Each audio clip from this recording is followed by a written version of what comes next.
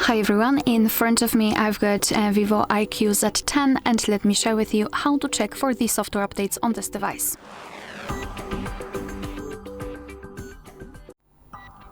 So first of all, make sure that you've got the internet connection, it is required, and then let's go to the settings.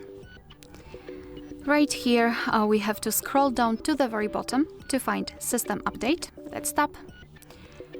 And now your device will check for the updates. We can meet two different scenarios. This is the first one where your software is up to date and there's nothing to download.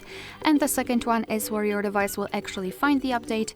It will show you the information about it, what has been fixed, what has been added, and then you will be able to tap on download or install and apply the update.